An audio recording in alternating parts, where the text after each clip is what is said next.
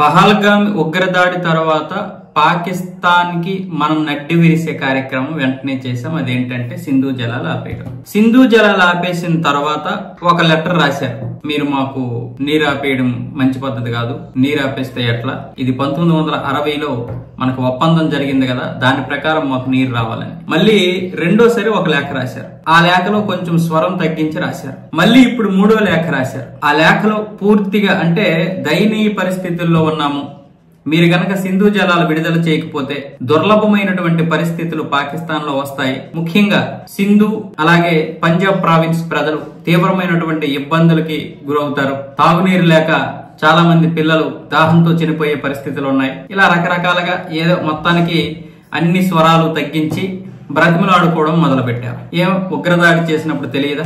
మనం ఉగ్రదాడి చేసినందుకు మనం ప్రతీకార చర్యగా ఉగ్రవాదులపైన ఉగ్రవాద స్థావరాలపైన చేస్తేనే అది యుద్ధం ప్రకటించి మా ముద్దు బిడ్డల్ని మీరు చంపుతారా అంటూ మనపై యుద్ధం చేసింది కదా, అప్పుడు తెలియదా దానికి? ఇది రెండు దేశాలకు సంబంధించినటువంటి సమస్య. మూడో దేశానికి ఎక్కడా కూడా అవకాశం లేదు. ప్రపంచ బ్యాంకు చేతులు ఎత్తేసింది, ఐక్యరాజ్య సమితి మాకు సంబంధం లేదని చెప్పింది.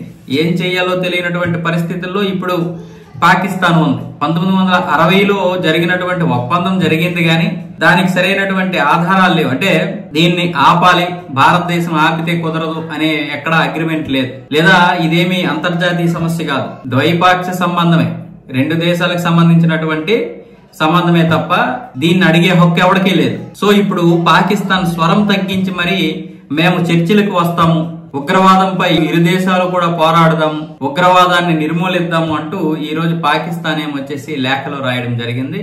ఇంతకు ముందే నరేంద్ర మోదీ చెప్పేశాడు, నీరు రక్తం ఒకే చోట ప్రవహించవు, దీని గురించి మరి మాట్లాడొద్దు అని చెప్పేశాడు. సో ఇప్పుడు పాకిస్తాన్ గట్టిగా మాట్లాడదాం అంటే సింధు జలాలు ఇప్పటికే ఇవ్వలేదు కదా, మళ్ళీ పూర్తిగా ఇవ్వకుండా ఉండడానికి ఇంకా ప్రయత్నాలు చేయొచ్చు.